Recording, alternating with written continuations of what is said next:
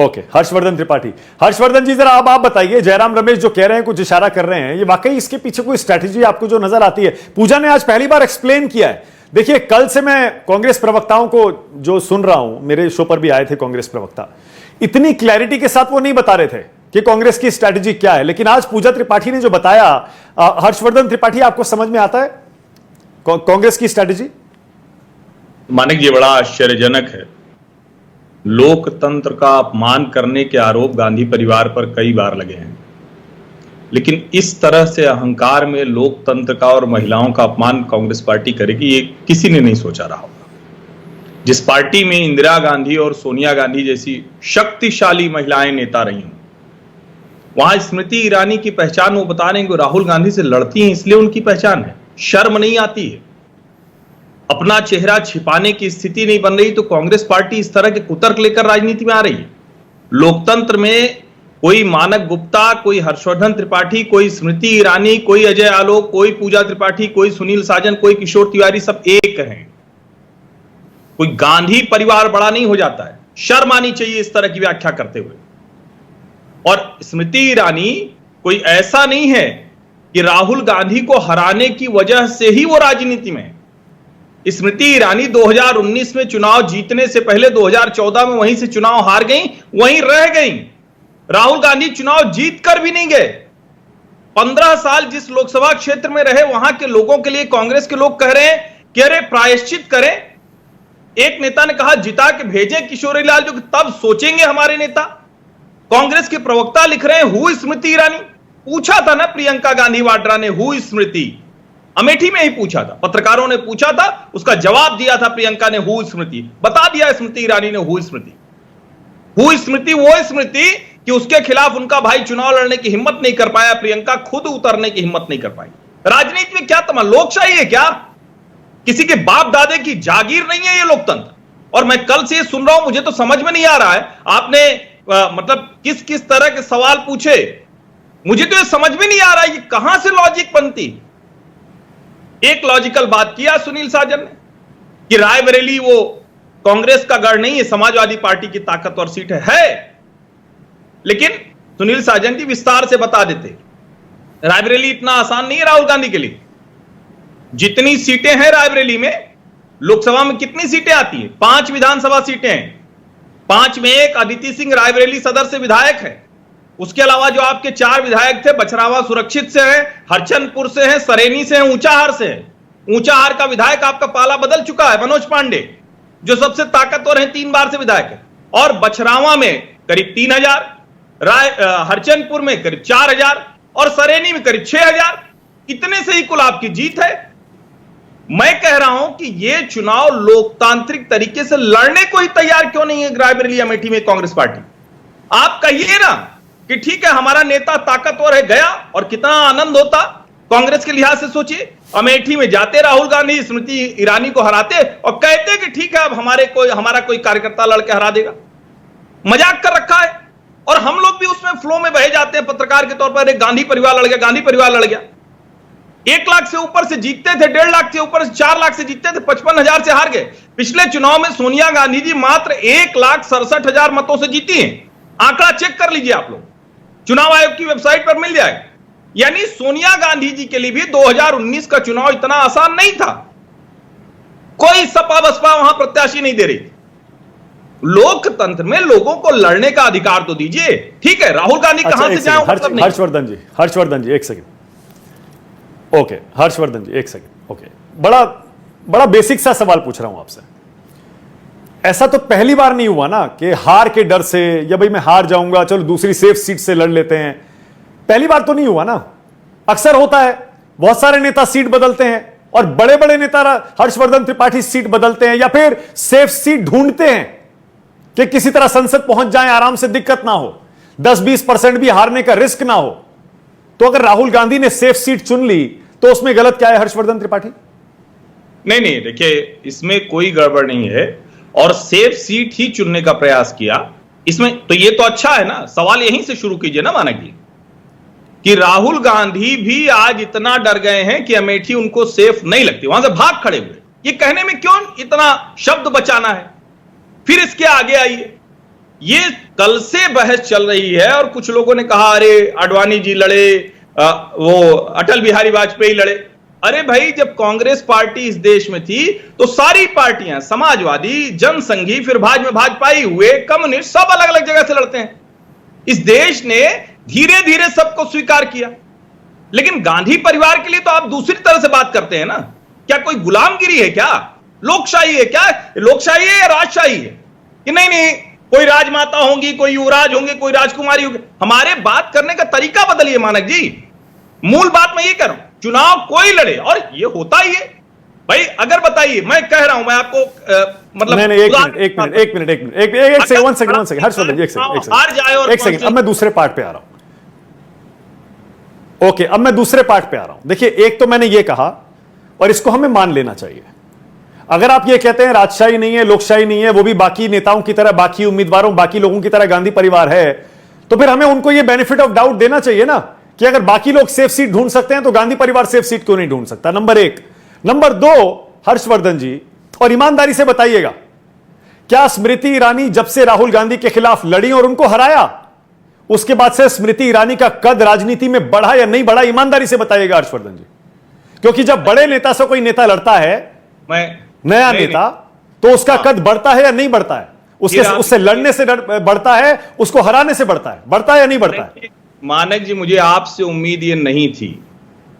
Smriti Irani Bharatiya Janata party महिला मोर्चा की राष्ट्रीय अध्यक्ष कब थी? स्मृति ईरानी 2011 से राज्यसभा में सदस्य है या नहीं? नहीं, एक मिनट हर्षवर्धन जी, नहीं, आपके सवाल को आप गलत समझ रहे हैं, एक मिनट। मैंने ये नहीं, सुनिए ना हर्षवर्धन जी, एक मिनट, मैं थोड़ा सा उसको क्लियर कर देता हूं सवाल को। और मैंने ये नहीं कहा कि स्मृति ईरानी 2014 से पहले कुछ नहीं थी, मैंने बिल्कुल नहीं कहा।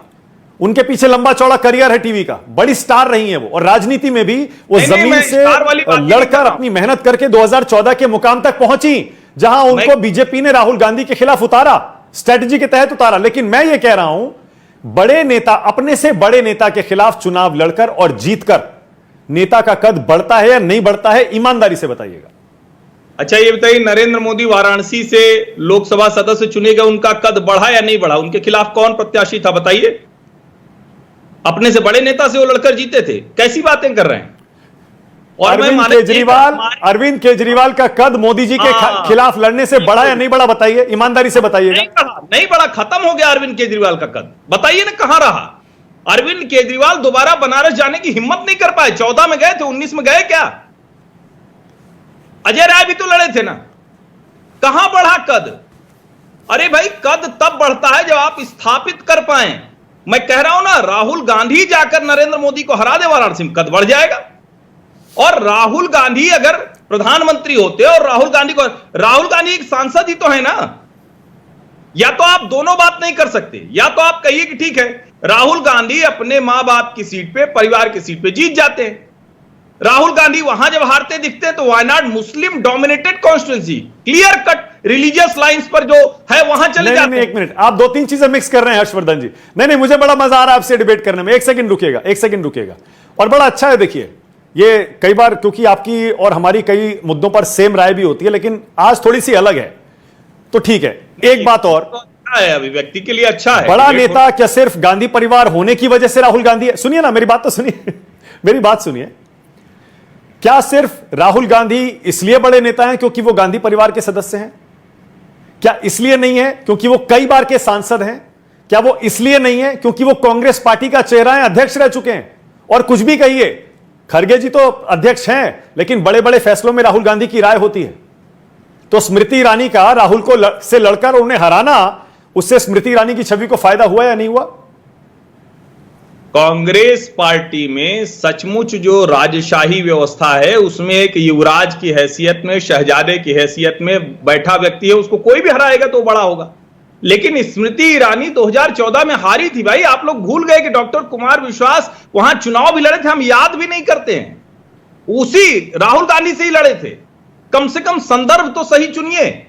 और मैं फिर कह रहा हूं, स्मृति ईरानी तो जिसको कहते हैं ना, पार्टी ने उनको जहां जहां कहा वो गई, अभी पार्टी न तय करती, वो न लड़ती।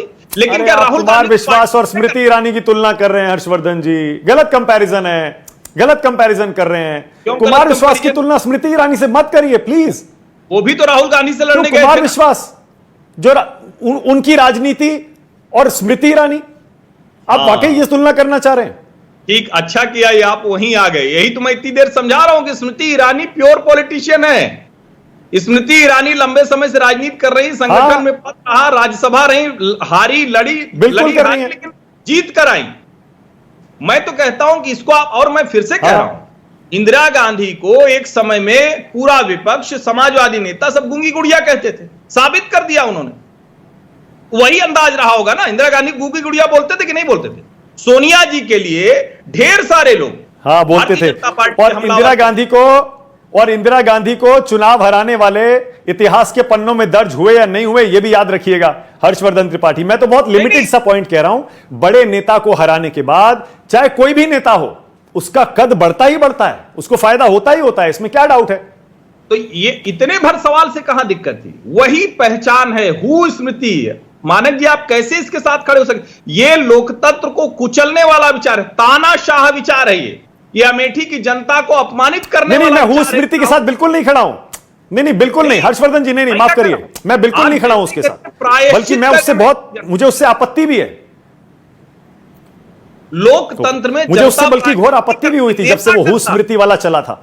मुझे अभी भी तो वही है, अभी भी तो जयराम अच्छा, रमेश, ठीक है, ओके। पवन खेड़ा, अच्छा, ठीक रागिनी है। नायक सब वही तो कह रहे हैं।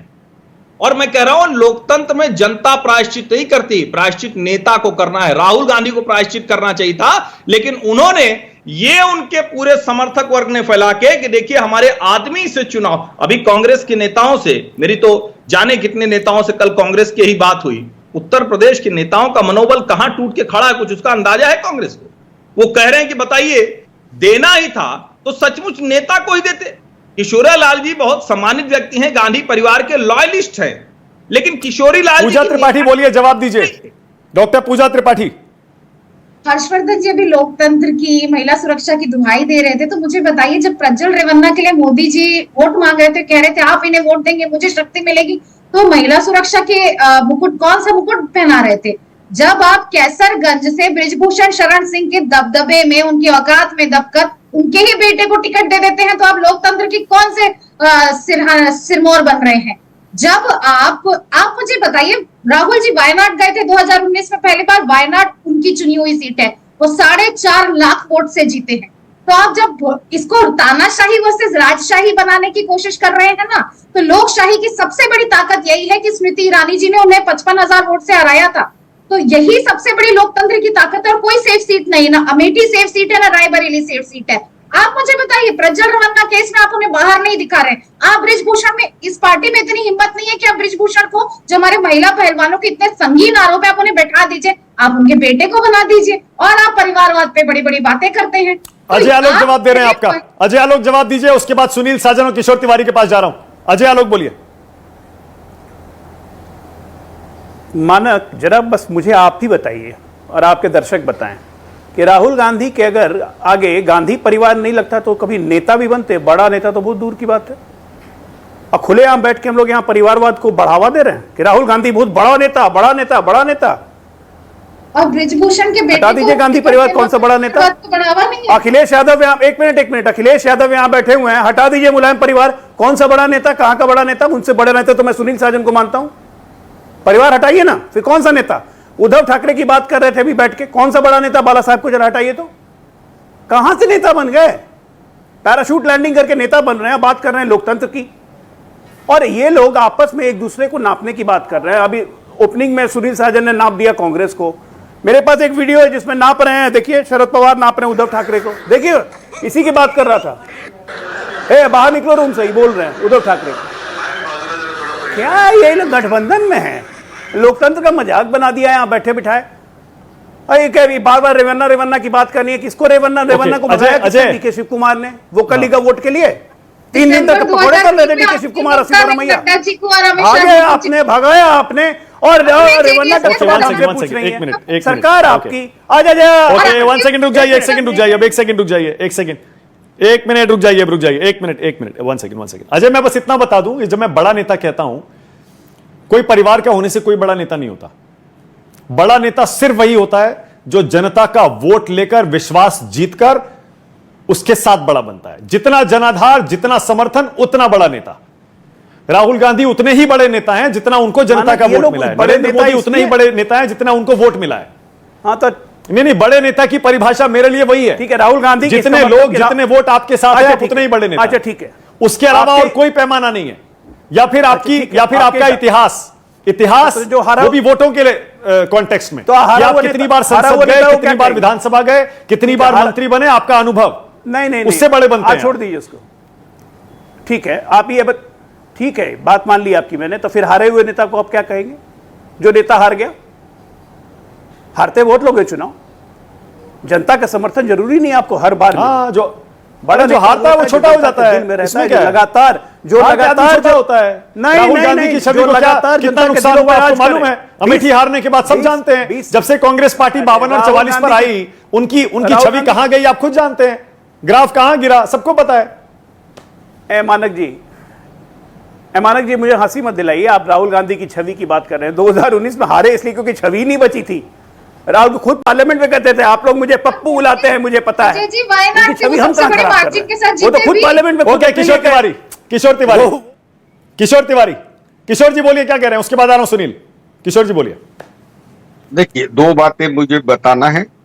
जैसा आप बारामती में आए वैसा आज अमेठी में जाओ तो अजय आलोक सारी जनता 13 किलो में चीनी मांग रही है, शक्कर 13 किलो में दूं और 400 रुपए में सिलेंडर दूं। मैं बता रहा हूं।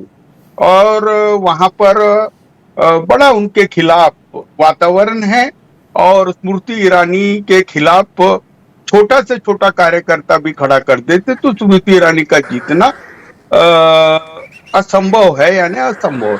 दूसरी बात वो बता रहे, 1 मिनट आप बंद रखिए उसको अजय आलोक। एक सेकंड किशोर जी, 1 सेकंड किशोर जी, 1 मिनट किशोर जी, 1 मिनट। अगर स्मृति ईरानी हार रही थी ना तो राहुल गांधी वहां से जरूर लड़ते।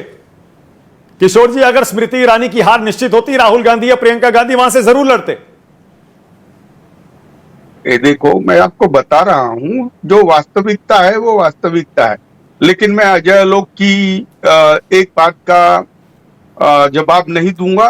तो उन्होंने 2-3 बार वो वीडियो बचाई तो चर्चा के दौरान उद्धव जी ने कहा कि मैं निकल रहा हूं, तो उनको शरद पवार जी ने कहा कि लोग बैठे हैं, मुझे आपसे बाहर इंतजार करो।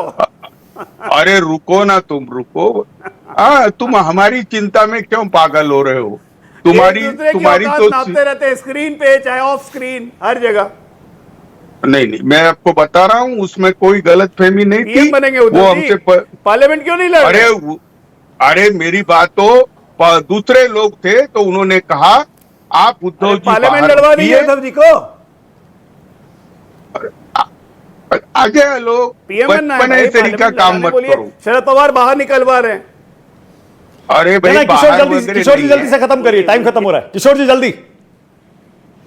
ये ऐसे बीच में बोलेंगे तो क्या बोलेंगे?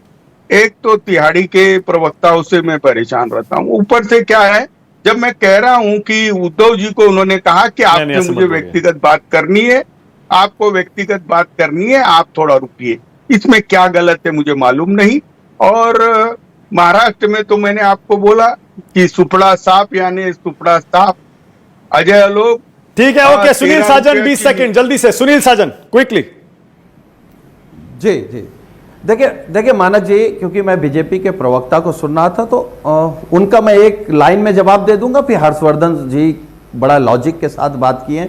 मैं केवल ये कहूंगा बीजेपी के प्रवक्ता से कि माननीय अखिलेश यादव जी कितने बड़े नेता हैं, ये 4 जून को अपने बड़े नेताओं से पूछ लेना, उनको पता चल जाएगा। और हर्षवर्धन जी कह रहे थे कि वो 3 बार के विधायक चले गए हैं, तो विधायक वोट नहीं करेंगे, वो तो एक ही देंगे ना। वो 3 बार के विधायक समाजवादी पार्टी के वोटरों के दम पर हैं, विधायक नहीं हैं। जनता इंडिया गठबंधन के साथ है। एक रैली में रायबरेली, एक रैली में अमेठी माननीय अखिलेश यादव जी के जाते ही दोनों भारतीय जनता पार्टी हार जाएगी। Okay, Harshvardhan Tripathi 10 second. क्या हर्षवर्धन त्रिपाठी आप मेरी इस परिभाषा से सहमत हैं? बड़ा नेता उतना ही बड़ा होता है जितना उसके साथ वोट और जनता का समर्थन होता है। नहीं, इसमें कोई भ्रम ही नहीं है। और मैं ये भी कह दूं बिना संकोच के कि अगर समाजवादी पार्टी और मुलायम सिंह यादव का साथ नहीं होता तो सोनिया जी और राहुल जी जाने कब संसद जाने से रह गए होते। ये इसमें मुझे जरा सा भी संदेह नहीं है। मैं बहुत अच्छे से इन दोनों कॉन्स्टिट्यूंसीज को जानता हूं, इसलिए मैं ये कह रहा हूं। Okay, thank you so much. राष्ट्र की बात में समय इतना ही है। बहस में मुझे बहुत मजा आ रहा था, 1 घंटा और चलती, लेकिन वक्त की नजाकत है। Thank you so much. छोटा सा ब्रेक ले रहा हूं, खबरें जारी है। Co-powered by